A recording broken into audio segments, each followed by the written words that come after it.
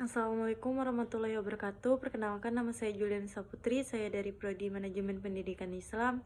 NIM saya 211102046. Di sini saya akan menjelaskan beberapa materi. Yang pertama, 3 kegiatan penyusunan anggaran, anggaran, pembukuan, pemeriksaan.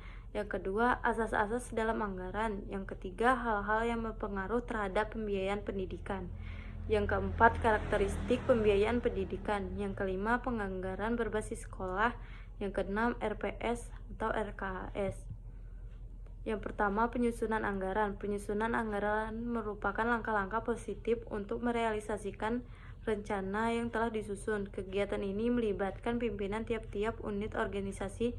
Pada dasarnya, penyusunan anggaran merupakan negosiasi atau perundingan kesepakatan antara puncak pimpinan dengan pimpinan di bawahnya dalam menentukan besarnya alokasi biaya suatu penganggaran.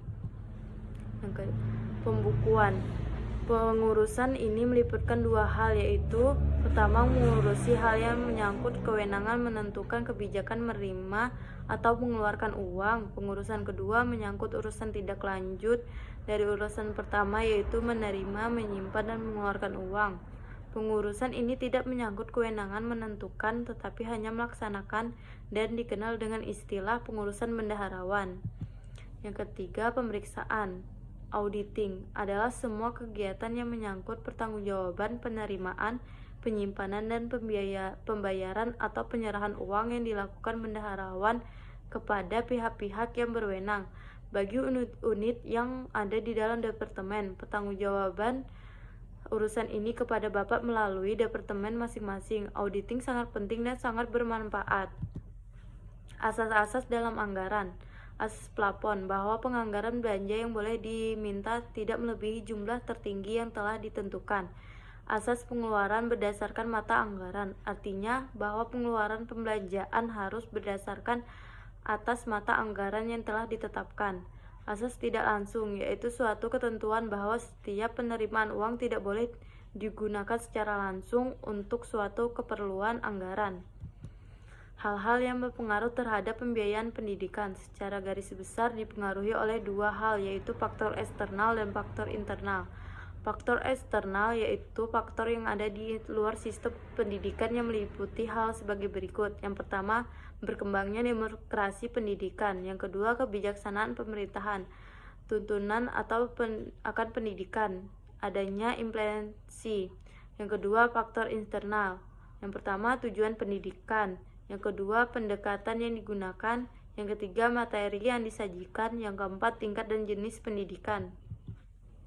Karakteristik pembiayaan pendidikan. Unit kos lengkap, yaitu perhitungan unit kos berdasarkan semua fasilitas yang dikeluarkan untuk penyelenggaraan pendidikan, termasuk gedung, halaman sekolah, lapangan, gaji guru, gaji personil, pembiayaan bahan dan alat, dihitung keseluruhan program baik yang tergolong dalam kurikulum maupun ekstrakurikuler.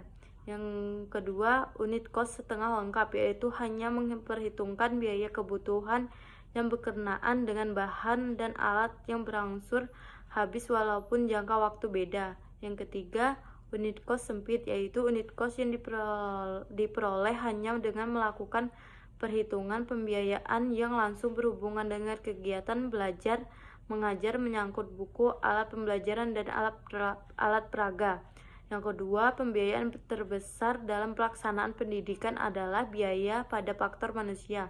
Pendidikan dapat dikatakan sebagai human investment, yang artinya biaya terbesar diserap oleh tenaga manusia. Yang ketiga, unit kos pendidikan akan naik sepadan dengan tingkat sekolah. Yang keempat, unit kos pendidikan dipengaruhi oleh jenis lembaga pendidikan. Biaya sekolah kejuruan lebih daripada biaya untuk sekolah umum. Yang kelima, komponen yang dibiayai dalam sistem pendidikan hampir sama dari tahun ke tahun. Penganggaran berbasis sekolah. Penganggaran berbasis sekolah dalam kerangka implementasi kebijakan pemerintah, yaitu manajemen berbasis sekolah sebagaimana diamanatkan di dalam Undang-Undang Nomor 2010 Tahun 2003 tentang Sistem Pendidikan Nasional. Skema penganggaran pendidikan akan mengalami pergeseran dengan sentral pengelolaan dominan di sekolah. Berkenaan dengan hal tersebut, Sudarwan Damin 2006/142 mengingatkan bahwa hendaknya sekolah dapat menghindari terjadinya otoritarisme baru dalam pengelolaan anggaran sekolah. Sebagai contoh, kepala sekolah tampil secara semena-mena dalam negah dan membelanjakan anggaran. RPS adalah sebuah dokumen perencanaan yang dibuat oleh sekolah untuk mengadakan perubahan fisik dan non-fisik sekolah dalam rangka meningkatkan mutu pelayanan sekolah. RPS menggambarkan peta perjalanan perubahan sekolah dari suatu kondisi sekarang menuju kondisi yang lebih baik dan lebih menjanjikan dalam kurun waktu 5 tahun ke depan.